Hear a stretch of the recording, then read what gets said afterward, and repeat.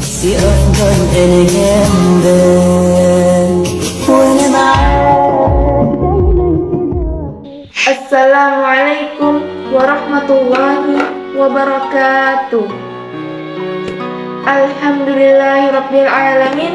Wassalatu wassalamu ala asyrafil anbiya'i wal mursalin nabiyina wa habibina Muhammadin wa ala alihi wa sahbihi ajma'in wa man tabi'ahum bi ihsanin ila yaumiddin. Amma ba'du. Pertama-tama, marilah kita panjatkan puji dan syukur kita kepada kehadirat Allah Subhanahu wa Ta'ala yang telah memberikan kita nikmat iman lahir dan batin serta kekuatan dan kesehatan untuk kita semua untuk kembali merasakan bulan suci Ramadan pada tahun ini. Sholawat serta salam tidak lupa kita kirimkan kepada junjungan kita Nabi Muhammad SAW yang mana telah menghantarkan umat manusia dari peradaban yang jahiliyah menuju peradaban yang penuh iman seperti sekarang ini. Semoga kita semua termasuk hamba Allah yang taat, yang berhak mendapatkan syafaat Nabi di yaumil akhir kelak. Amin ya rabbal alamin. Bertakwa kepada Allah dan berakhlak mulia adalah perintah dalam agama Islam, agar senantiasa kita selalu berada di jalannya Allah Subhanahu wa Ta'ala dimanapun kita berada. Hal ini dijelaskan dalam hadis yang berjudul bertakwa kepada Allah dan berakhlak mulia dalam hadis Arba'in An-Nawawi yang ke-18 yang berbunyi An Abi Dzarrin Jundub bin Junadah wa Abi Abdurrahmani wa Adi bin Jabal radhiyallahu anhuma an Rasulillah sallallahu alaihi wasallam qala ittaqillaha haitsu ma kunta wa atbi'is sayyi'atal hasanata tamhuha wa khaliqin nasa bi khuluqin hasanin. Rawahu At-Tirmizi wa qala haditsan hasanun wa fi ba'din nusahi hasanun sahihun, yang artinya sanadnya dari Abu Dzar Jundub bin Junadah dan Abu Abdurrahman bin Jabal radhiyallahu anhuma. Dari Rasulullah sallallahu alaihi wasallam, beliau bersabda, bertakwalah kepada Allah di mana saja engkau berada. Iringilah kesalahan dengan kebaikan, niscaya kebaikan itu akan menghapuskan kesalahan. Dan bergaullah bersama manusia dengan akhlak yang mulia. Hadis ini yang diriwayatkan oleh At-Tirmizi dan ia berkata hadis ini hasan, dan dalam sebagian naskah lainnya ia berkata hasan sahih. Dalam hadis ini ada 3 makna terkandung dalamnya. Yang pertama yaitu bertakwa kepada Allah Ta'ala di mana saja engkau berada. Makna yang kedua yaitu mengiringi perbuatan buruk dengan kebaikan. Dan makna yang ketiga yaitu bergaul bersama manusia dengan akhlak yang mulia. Teman-teman yang dirahmati Allah, kita akan membahas makna yang pertama dari hadis tersebut, yaitu ittaqillaha haitsu ma kunta, yang artinya bertakwalah kepada Allah dimanapun engkau berada. Apa makna dari takwa? Takwa secara bahasa adalah at-taqwa yattaqi, yang artinya mencari perlindungan. Diibaratkan ketika kita memakai sendal. Kenapa? Karena dengan memakai sendal itu kita melindungi diri kita dari bahaya basahnya tanah yang kita injak dan dari panasnya aspal atau batu yang kita lewati.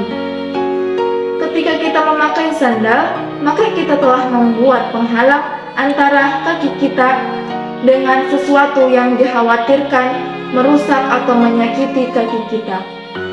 Demikian juga sama halnya dengan agama kita. Bertakwa kepada Allah adalah membuat penghalang antara diri kita dengan sesuatu yang kita takuti. Bertakwa kepada Allah artinya adalah menjadikan penghalang antara diri kita dengan murka dan azabnya Allah Subhanahu wa Ta'ala. Lalu bagaimana caranya agar kita terhalang dari murka azabnya Allah dan dari neraka? Caranya adalah dengan menjalankan perintahnya semampu kita dan meninggalkan semua larangannya. apa yang diperintahkan Allah kita kerjakan dan kita lakukan sepenuh hati kita, dan apa yang Allah larang maka kita hindari dan kita tinggalkan. Maka itulah cara kita agar bisa terlindungi dari murka dan azabnya Allah Subhanahu wa Ta'ala.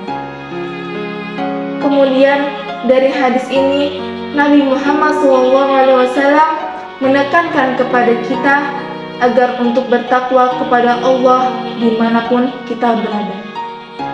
Jadi bertakwa kepada Allah dalam semua kondisi kita, baik dalam keadaan susah maupun senang, dalam keadaan bahagia maupun sedih, juga dalam semua waktu, di siang hari maupun malam hari. Potongan dari hadis yang kedua yaitu wa atbi'is sayyi'atal hasanata tamhuha. Iringilah kesalahan dengan kebaikan. Apa maknanya? Yaitu mengerjakan kebaikan guna menghapus keburukan yang telah dilakukannya. Dalam proses memupuk takwa dalam diri, tak jarang seorang hamba terjatuh dalam silap, entah dalam ibadah yang tidak maksimal, niat yang tercemari oleh ria di dalam hatinya, dan bisa saja seorang hamba yang terjerumus ke dalam maksiatan. Oleh karena itu, Rasulullah SAW melanjutkan sabdanya sebagai petunjuk bagi seorang hamba untuk tidak putus asa mencari jalan menuju Rabb-Nya. Beliau bersabda, iringilah keburukan dengan kebaikan, niscaya kebaikan itu akan menghapus seluruh keburukan tersebut. Sebagaimana Allah Ta'ala berfirman dalam Quran Surat Hud ayat 114. Bismillahirrahmanirrahim. Innal hasanati yudhibnas sayyiati dzalika dzikra lidzakirin. Yang artinya, perbuatan-perbuatan baik itu akan menghapus semua kesalahan-kesalahan. Itulah peringatan bagi orang-orang yang selalu mengingat Allah Subhanahu wa Ta'ala. Apa makna dari ayat ini? Maknanya yaitu apapun seseorang yang melakukan keburukan atau perbuatan yang tidak disengaja yang menjatuhkan ia ke maksiatan bisa dihapuskan dengan mengiringi kebaikan atau melakukan perbuatan kebaikan dalam kehidupannya tersebut. Apa contohnya kebaikan tersebut? Ia melakukan sholat yang 5 waktu, bersedekah, menolong orang, membantu sesama yang sedang kesusahan, serta tidak lupa pula untuk berzikir setiap harinya. Semua itu akan menghapuskan kesalahan yang telah ia perbuat. Namun, apabila seseorang mampu meninggalkan perbuatan dan menjauhi seluruh kemaksiatan dan dosa semaksimal mungkin, maka itu akan lebih baik. Al-Hasan Al-Basri berkata, tiada ibadah yang paling afdol dibandingkan meninggalkan apa yang Allah larang. Maka sebisa mungkinlah seorang hamba berusaha meninggalkan semua dosa-dosa dan kemaksiatan yang ada di dunia ini. Namun, apabila suatu saat ia terjatuh dan terjerumus dalam dosa tersebut, maka hendaknya lah segera bertaubat dan mengganti serta mengiringi dosa tersebut dengan kebaikan, dan niscaya akan menghapuskan seluruh keburukan yang telah dia perbuat. Potongan hadis yang ketiga, wa khaliqin nasa bi khuluqin hasanin, dan bergaulah bersama manusia dengan akhlak yang mulia.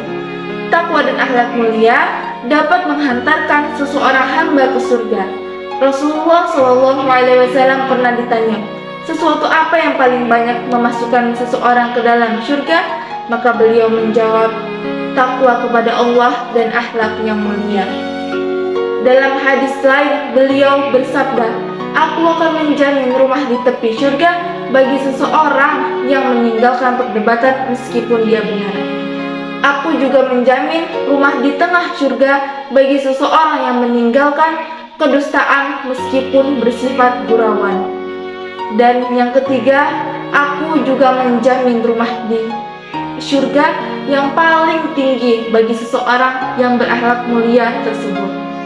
Dan Rasulullah SAW bersabda, akmalul mu'minina imanan ahsanuhum khuluqan. Sesungguhnya di antara orang paling terbaik dari kalian adalah orang yang paling baik akhlaknya. Maksudnya, di antara orang mukmin yang imannya paling sempurna, ia adalah yang paling baik akhlaknya. Apa yang dimaksud dengan akhlak yang baik?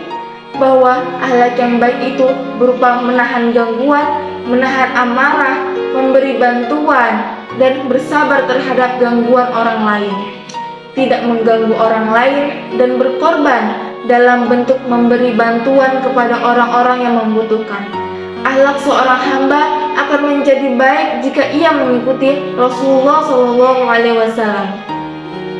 Setiap muslim wajib mempelajari jalan hidup beliau Nabi SAW dari semua sisi kehidupannya. Bagaimana beliau berakhlak terhadap rohnya, bagaimana beliau berakhlak terhadap kaum muslimin, dan bagaimana beliau bergaul dengan para sahabat-sahabatnya, serta bagaimana ia berakhlak yang baik terhadap manusia sesamanya. Untuk meraih akhlak yang baik ialah dengan duduk dan bergaul bersama orang yang memiliki akhlak yang baik dan bertakwa kepada Allah Subhanahu wa Ta'ala. Dan dalam agama Islam pun disarankan kepada kita semua agar untuk memilih teman yang berakhlak mulia, yang membawa kita ke jalan Allah Subhanahu wa Ta'ala. Dan wajibnya kita menjauh dari teman-teman yang mengajak kita ke jalan kemaksiatan. Semoga kita adalah termasuk hamba Allah yang taat, bertakwa kepada Allah, serta mempunyai akhlak mulia yang baik seperti Nabi Muhammad SAW. Amin ya rabbal alamin. Dari banyak kata yang terucap dan dari banyak hal yang telah kita simak bersama-sama, semoga apa yang telah saya sampaikan ini kiranya menjadi bermanfaat bagi kita sekalian. Unzur ma qala wa la tanzur man qala. Wabillahi taufiq wal hidayah. Wassalamualaikum warahmatullahi wabarakatuh.